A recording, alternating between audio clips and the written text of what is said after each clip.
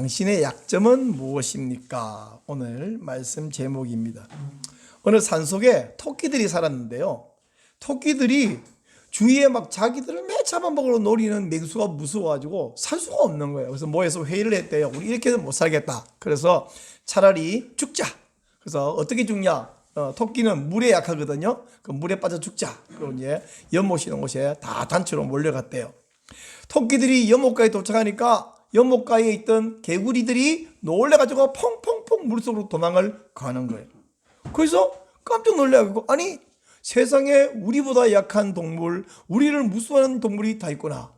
야, 쟤네들도 사는데 우리가 용기를 내서 살자. 그리고 산으로 되돌아갔습니다.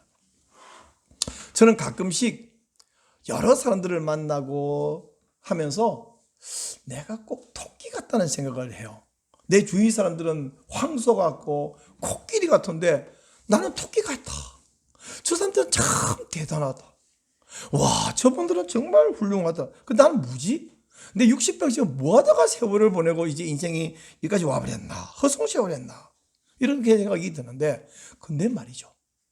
가끔씩 제가 만나는 제 동료 주변 사람들이 이런 나약한, 이런 보잘것없는 나를 보고 대단하다 그러고 부럽다 그러는 거예요.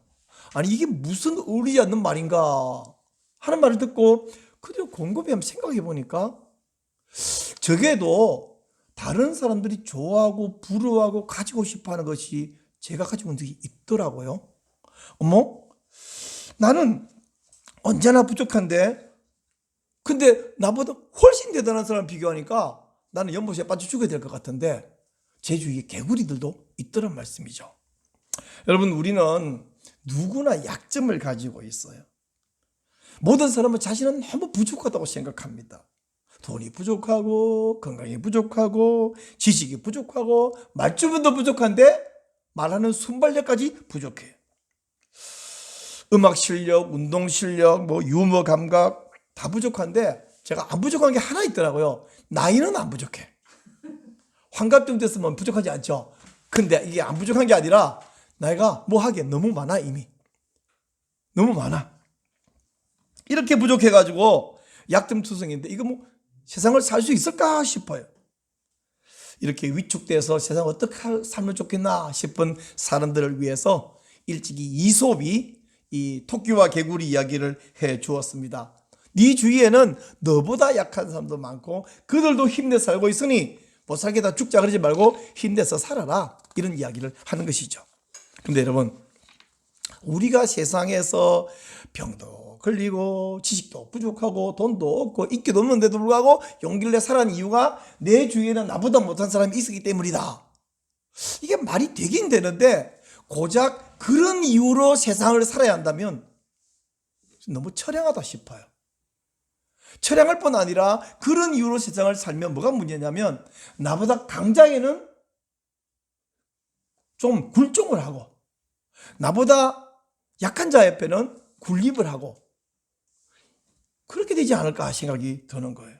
이거 말고 비굴해지고 혹은 군림하고 이런 졸장부 되는 거 말고 진짜 좀 말이 되는 살아야 할 용기 낼 이유가 없을까요?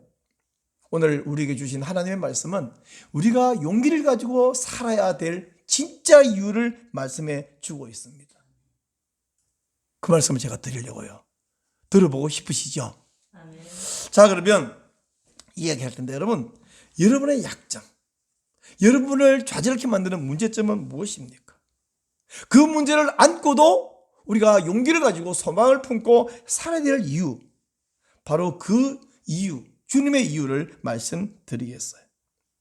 그 약점을, 그 문제점을 그대로 안고 우리가 주님 앞에 나아갈 텐데, 고대 사회에는 오늘과 같이 의술과 약품이 풍부하지 않았죠. 어떤 것도 화학약품, 막 주사 이런 게 없었잖아요. 그래서 제때 치료를 못 받으니까 마을마다 환자가 너무 많아요. 너무 환자가 많죠. 사소한 병으로 죽어요. 막 임금님도 욕창 등등 걸린 것으로도 막 죽기도 하고 막 이러는 거예요. 또 가난한 사람 가운데는 아픈 사람이 더 많았어요. 제대로 못 먹지, 제대로 치료 못 받지. 불신자만 그런 게 아니라 예수님을 믿는 신자들 가운데서도 마찬가지 현상입니다. 이렇게 힘든 초대교회 우리 신자들에게 소망을 주는 메시지, 힘을 내게 하는 메시지가 있다면 그때보다 우리는 그래도 형편이 훨씬 나은데 우리에겐 더더욱 우리에게 위로와 소망이 될 줄로 믿습니다. 그럼 하나님께서 마태를 통해서 주는 소망의 메시지가 무엇일까요?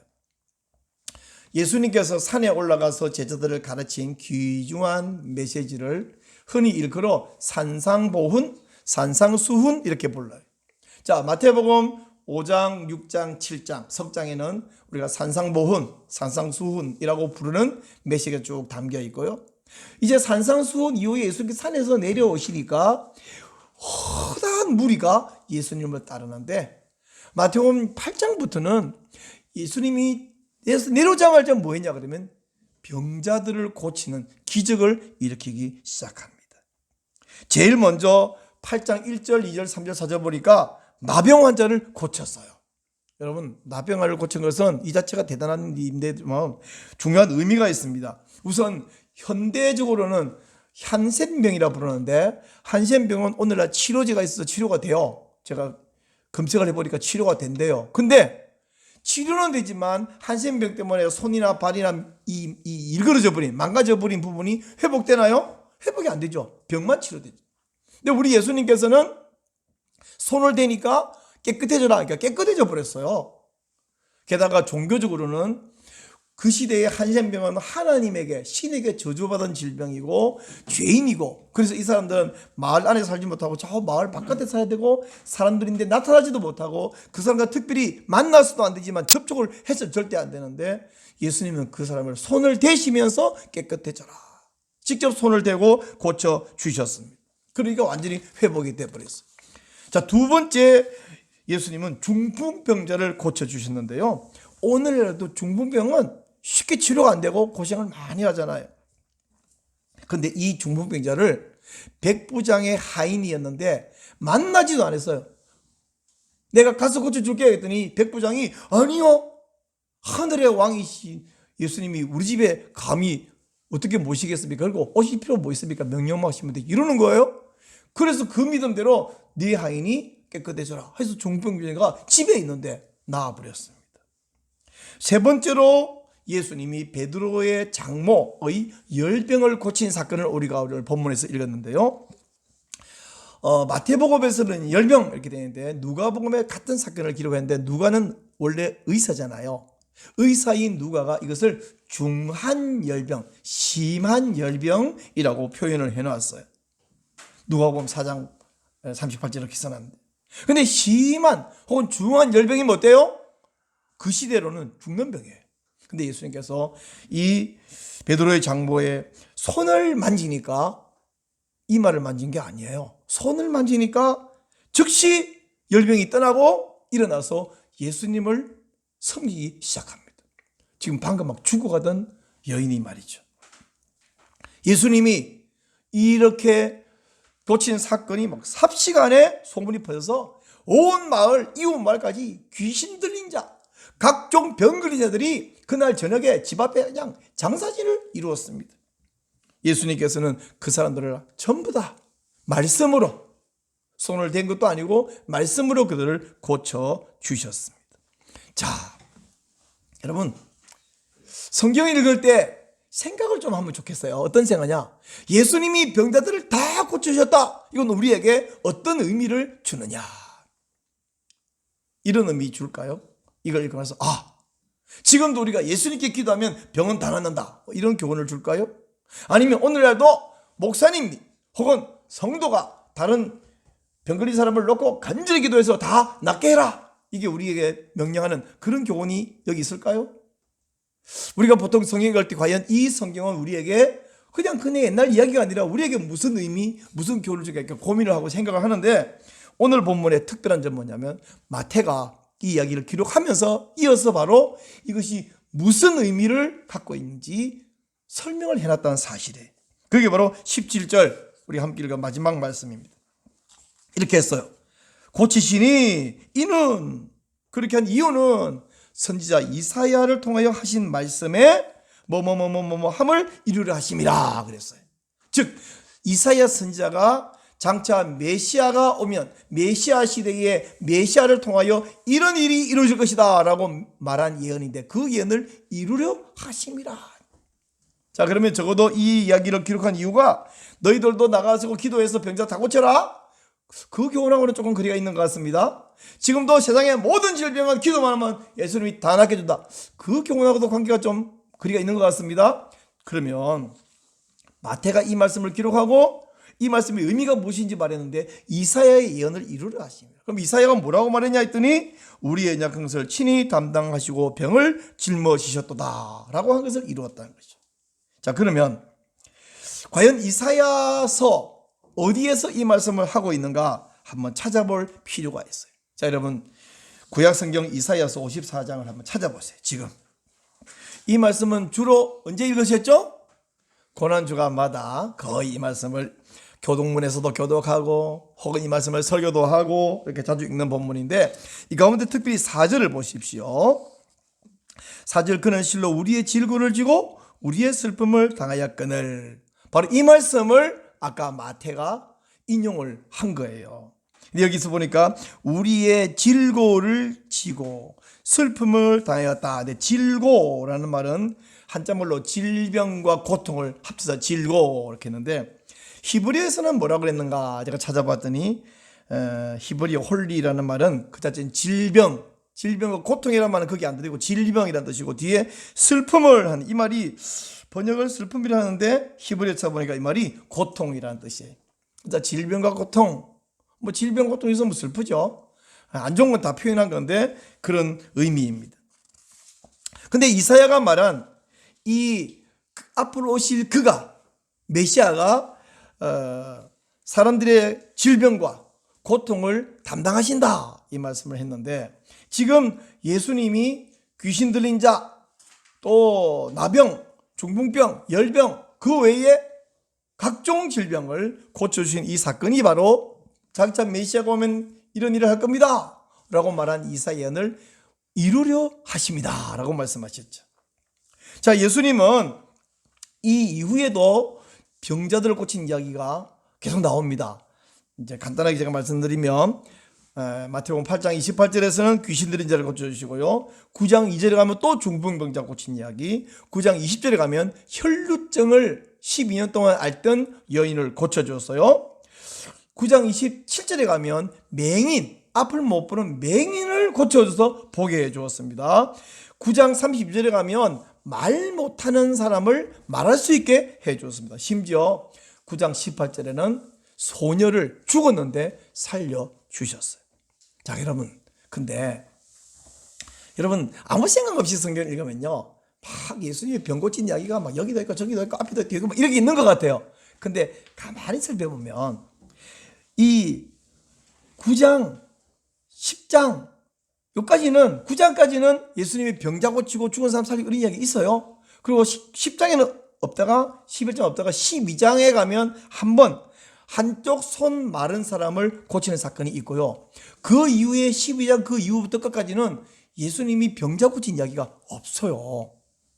그럼 좀 이상하지 않나요? 아니 분명히 마태가 말했습니다. 예수님이 병자를 고치고 귀신을 내어 쫓아주는 이것이 이사야가 말한 대로 메시아가 오면 이런 일이 벌어지리라 예언한 그것을 이루는 사건이고, 그래서 예수님이 그런 일을 했어서 예수님은 예전에 장차 이런 메시아가 올 것이다 한 이사야 예언을 그대로 이뤘으니 자 예수님은 봐라 메시아가 맞지 그지? 이 이야기라면 그 이야기를 그 이후에도 계속해서 자꾸 교육 중간중간 해야 되잖아요. 예수님 이런 일을 했다 했다. 근데 그런 이야기가 없는 거예요. 그 뒤로는. 아니 그게 메시아라는 증거인데 왜 더 이상 그런 얘기가 없나? 왜 예수님은 그 뒤로는 병은 안 고치고 설교만 하고 다녔을까? 그 다음 급기야 예수님 마지막에 어떻게 됐어요? 다른 사람 병을 고치고 다른 죽은 사람을 살리고 하던 일은 더 이상 안 하고 당신 자신이 십자가에 못 박여 죽어버리셨네. 아니 예수님 죽어버리면 이제 누가 병자를 고쳐요? 누가 죽은 사람 살려요? 예수님이 메시아라는 증거가 그거라며. 근데 왜 이제 더 이상 그런 말이 없고 죽어버리냐고요. 그것도 한 30년 하다가 죽은 것도 아니고 3년 만에 죽어버리냐고. 성경이 이상하죠. 이제 우리의 병은 누가 고쳐주나요? 자, 이 궁금증, 이 사실 이해하기 위해서 이사야 53장 펼쳐놓으라 그랬죠? 한 번 더 볼게요.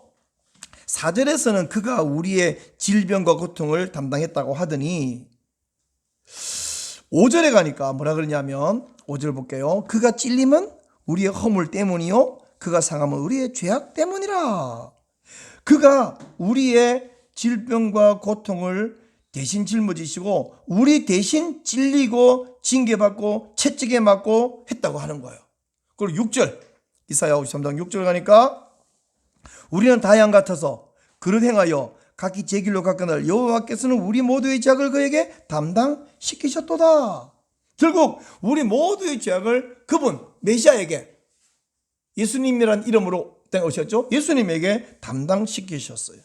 예수님은 사람들의 문제를 짊어지는데 문제 가운데 가장 근본적인 문제, 뿌리 문제, 인간의 죄의 문제를 그분이 담당해 주셨어요. 여러분, 사람이 병에 걸리면 아프다가 언젠가는 결국 죽지 않습니까? 근데 이 죽음이라는 것이 왜 왔냐 그러면 죽음은 창세기 3장에서 하나님이 분명히 앞에서 선악을 알게 하는 나무 열매를 먹으면 네가 반드시 죽으리라 그랬는데 아담과 그의 아내가 이 선악 열매를 먹었어요. 먹음으로 그때부터 사람은 죽는 존재가 되었어요. 죽음이 죄 때문에 왔다면 질병은 왜 왔냐? 역시 죄 때문에 온 거죠. 그러면 이 질병을 해결하려면 어떻게 하냐면 죄를 해결해야 질병이 해결되는 거 아니에요. 그렇죠? 그래서 예수님께서는 처음에는 각종 질병을 고쳐주고 불치병, 난치병 고쳐주면서 나는 너희들의 질병과 고통을 고쳐주러 온 그런 존재, 그런 사람이다. 이것을 알려주시지만 초창기는 그렇겠지만 그 이후 이어서는 질병, 고통 그거 아무리 해결해도 안 되고 근본 뿌리를 해결한다. 그래서 예수님이 이 문제를 해결하러 오셨고 그러기 위해서 뿌리를 해결하기 위해서 우리를 대신에 죽어주신 거예요. 그러므로 우리는 예수님으로부터 세상의 모든 질병과 고통과 결국 주는 죽음의 원인인 죄의 문제를 해결받아야 하는 줄 믿으시기 바랍니다. 산에 가면 칡는쿨이 있어요. 칡는쿨. 이 칡는쿨이요, 칡을 캐서 먹고 이런 사람에게는 좋은 것 같은데 이 칡는쿨이 얼마나 고약한 능쿨이냐면 나무를 심어 놓으면 칡는쿨이 나무를 이렇게 감고 올라갑니다. 그리고 그 나무 제일 꼭대기에 아주 이거 약하고 부드러운 부분인데 거기를 총총총총총 감아가지고요 나무가 살 수가 없고 그대로 냅두면 한 3년쯤 지나면 나무가 그대로 고사해 죽어버려요. 그래서 산에 과목을 심고 과수를 하는 사람들은 이 칡는쿨은 진짜 원수 같은 존재예요. 얘를 싸워 죽이는데 산에 묘목을 심어 놓으면 얘가 묘목보다 훨씬 빨리 자라는데 칡는쿨이 여러분 상상력을 총동원해서 한번 대답해 보세요. 칡는쿨이 하루에 몇 센치쯤 자랄 것 같으세요? 짐작한데 최대한 말해보세요. 최대한 하루에 몇 센치 자랄 것 같아요? 이럴 때는 그냥 말 안 하고 가만히 있어서 바보를 면하자 그래도 괜찮은데 30cm 자랍니다. 놀랍죠? 그리고 이 칡는쿨이 뻗어나가면요 사방으로 뻗어나가는데 얼마나 사방으로 뻗어나가냐? 반경 30m까지 뻗어나가요. 다 30입니다. 하루에 30cm 자라는 칡는쿨이 반경 30m. 그러면 반경 30m면 직경 60m인데 그게 면적이 얼마나 되냐? 놀라지 마세요. 850평입니다. 제가 하도 어이가 없어서 이학 박사님에게 어제 전화해서 제가 물었어요. 맞냐? 그랬더니 맞대요. 그리고 이 뿌리는요, 원뿌리는 이 장적의 허벅지만큼 굵어요. 칡뿌리가. 그리고 얘가 뻗어나가다가 나무에 갔을 때는 아니지만 약간 땅 쪽에 내려오면 땅에 바닥 닿으면 거기다 또 뿌리를 내려버려요. 그래서 굵은 원뿌리에서 가다가 이 칡는쿨 하나가 처음에는 이렇게 가늘잖아요. 이 굵어지잖아요. 나중에는 이 굵기가 이 팔보다 훨씬 굵습니다. 이 팔뚝보다 굵은 칡는쿨 가다가 점령하면서 자꾸 뿌리를 박으면서 계속 뻗어나서 850평을 점령해버립니다. 이게 저도 예전에 낫을 들고 잣나무를 심어놓은 이 잣나무를 보호하려고 같이 열심히 칡는쿨을 자른 적인데 잘라도 소용이 없네요. 하루에 30씩 자르는 걸 잘라본들 뭐 하겠어요. 내가 그걸 매일 자르는 것도 아니고 한번 잘라놓고 집에 와서 다음 내년에 가보면 다 감고 있는 잣나무를. 정말 농부의 처지에서 볼 때 칡넝쿨은 마귀넝쿨이에요. 질식이 죽여버려. 근데 최근에 유튜브에서 어떤 분이 칡넝쿨, 이 칡을 확실히 제거하는 방법을 설명했는데 제가 들어보니까, 해보진 않았는데 들어보니까 맞을 것 같은데 일단 맞다고 치고 그 설명을 제가 해드릴게요. 칡이 있으면 이 넝쿨을 잘라봐야 소용은 없으니까 반드시 원줄기를 찾아가서 원뿌리를 찾으라는 거예요. 그러면 이 바닥에 땅속에 이만큼 굵은 거 있잖아요. 그리고 위에 올라온 줄기는 이 팔뚝만큼 굵잖아요. 그 길을 톱으로 베든지 낫으로 베가고 제초제, 시중에서 파는 제초제를 이런 비닐봉투에다가 많이도 필요 없고 한 10ml 정도만 넣으면 1, 20ml만 넣어갖고 이 원뿌리를 여기 담가서 잘 케이블 타이로 묶어 놓아라. 그러면 얘가 이걸 흡수해가지고 전체로 여기에 보낸다는 거예요. 가닥 중간에 뿌리 내린 거 있잖아요. 그것도 지나서 깨끗이 보내서 싹 말라 죽는다. 그럼 이 뿌리는 어떡하냐? 뿌리도 마찬가지로 제초제를 한 10ml 넣어갖고 역시 비닐에 싸서 잘 묶어 놔라. 그럼 뿌리도 죽는다. 칡넝쿨 입장에, 칡 입장에서는 참 고약한 말이지만 칡 때문에 피해를 엄청 보는 다른 식물, 나무, 농부 입장에서는 희소식이죠. 자, 여러분, 칡을 죽이고 나무를 살리고 과수원을 살리려면 반드시 원뿌리하고 줄기 크기를 잘라서 이놈 각각 제초제를 가지고 살짝 묻혀가 안 되고 요만한 거는 제초제 묻히면 된대요. 그러나 이 굵은 놈은 거기다가 담가서 묶고 놔야 이게 오래 시간이 걸리면서 다 말라 죽어간다는 것입니다. 머리줄기, 머리줄기가 맞냐 줄기머리가 맞냐 모르겠는데 머리줄기를 제초제로 죽여야 완전히 죽는다는 것이죠.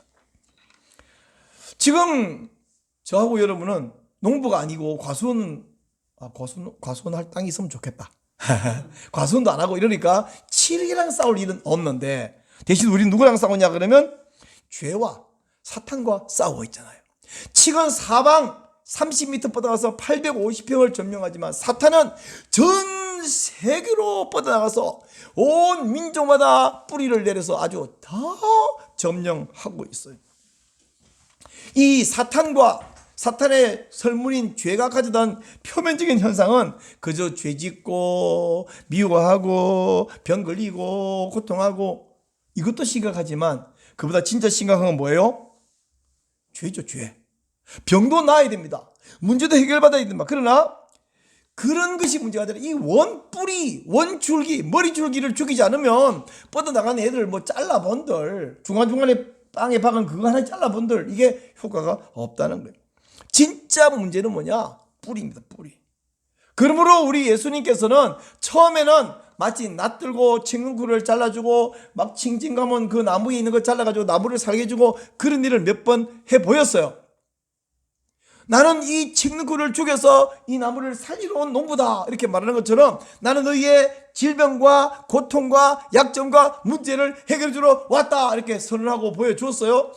이사야의 예언을 이루어줬어요. 근데 이것 죽이 갖고 해결되는 게 아니라고 했잖아요. 하루에 30cm 뻗어나간 놈을 어떻게 하겠습니까? 그래서 예수님께서 이 뿌리 줄기를 자르기 위해서 우리의 죄를 담당하시기 위해서 십자가에 달려 죽으셨어요. 그래서 칡을 아까 말한 대로 제초제 놓으면 탁 하는 순간 저 30m까지 뚜르륵 말아 죽어버리나요? 아니죠. 시간이 걸립니다. 얘가 이걸 흡수해가지고 저까지 전달하는 동안에 또 중간중간 뿌리가 내려 있으니까 거기도 다 전달해가 죽인 동안 시간이 한참 걸려야 점점 말라서 결국은 다 죽는데 이 사탄이 우리에게 준 죄의 문제는 얼마 걸리느냐? 죽이고 복음으로 우리는 살아나고 하는데 전 세계에 복음이 전해지고 오늘날 수십억의 인구가 예수님을 믿고 있지만 아직도 사탄은 죽어가고 있으면서도 발악을 하고 있고 우리를 유혹하고 우리를 괴롭히고 하고 있습니다. 그럼 우리는 어떻게 되냐면 사탄에게 영양분을 공급을 안 해야 되죠. 어떻게? 사탄을 대적해야 됩니다. 야고보서 4장 17절 마귀를 대적하라 그러면 너희를 피하리라. 이 말은 마귀 어떻게 대적할 거예요? 대적하라 말은 마귀와는 반대편에 서라 이런 뜻이죠. 예수님이 이게 돌로 떡을 만들어 먹어라. 사실 예수님이 돌 갖고 떡 한번 만들어 먹는다고 쳐도 그게 무슨 죄는 아닙니다. 근데 예수님이 안 했어요. 왜 안 했냐? 사탄이 말하니까 안 해버린 거예요. 이게 바로 사탄과 반대편에 서는 것입니다. 또한 우리는 사탄은 대적할 뿐 아니라 예수님을 신뢰하고 예수님께 순종해야 돼요. 여러분, 순종하려고 그러면요, 그 사람 말이 믿어져야 순종이 되죠. 엄마가 아침에 야, 우산 가져가라. 아무리 봐도 비 안 올 것 같아. 아무리 봐도. 그럼 우산이 들고 다니면 얼마나 번거로워요. 또 번거로운 것보다 더 곤란한 건 저는 그래요. 어딘가에 놓고 와버려. 이게 사실 우산값이 비싸서가 아니라 내가 들고 다니는 나쁘다는 사실이 너무 막 이 마음이 짜증 쓰는 거예요. 그래서 웬만하면 안 들고 다니는데, 근데 엄마는 몰라도 스마트폰을 켜니까 앱에서 오늘 확실히 비 온대. 그것도 아침 11시부터 오후 5시까지 온대. 그러면 아무리 귀찮아도 들고 다니겠죠. 신뢰하면 순종한다. 신뢰하면. 우리가 예수님을 신뢰하고 예수님께 순종해 나가는 거, 그걸 보고 신학적 용어로 성화라고 말합니다. 자, 이제 정리해 봅시다. 사람에게 질병과 죽음이 온 것은 인류의 죄 때문이라 제가 말씀드렸습니다. 예수님께서 질병을 고친 것은 질병 자체를 고치는 의사로 온 것이 아니라 바로 죄와 죽음의 문제를 해결하는 메시아인 것을 보여주는 사건이다 말씀드렸어요. 농부가 칡능쿨의 그 머리 줄기를 잘라서 그 길을 제초제를 담궈놔야 전체가 죽듯이 예수님께서 사탄을 정복했는데, 지금 사탄이 죽어가는 중에 최후의 발악을 하고 사람들은 여전히 거기에 미혹되고 있다고 말씀드렸어요. 자, 그렇다면 이제 정리해 봅시다. 예수님께서 우리의 근본 문제인 죄를 해결해 주셨는데, 지금도 우리는 아직도 고통을 당하고 질병 당하고 약점이 있고 어려운데, 지금 예수님이 그 근본적인 문제는 해결했는데, 지금 우리가 질병이나 약점이나 어떤 고통 때문에 주님께 기도하면 주님 우리를 도와주실까요? 안 도와주실까요? 제가 이런 말은 안 좋아하는데 오늘만 말씀드릴게요. 도와줄까요? 안 도와줄까요? 정답은 yes and no. 둘 다예요. 왜 둘 다냐? 첫째, 예수님께서 우리에게 우리 약점을 담당하신 예수님께 기도하라고 말씀하셨고, 누구든지 무엇이든지 응답하신다고 말씀하셨어요. 여러분, 기도할 때는 내 기도를 직접 들으시고 구체적으로 들으시고 구체적으로 해결해 주시고 채워주시고 도와주는 것을 믿으시고 기도하시기를 바랍니다. 기도 안 하는 것은 불신이에요. 불신.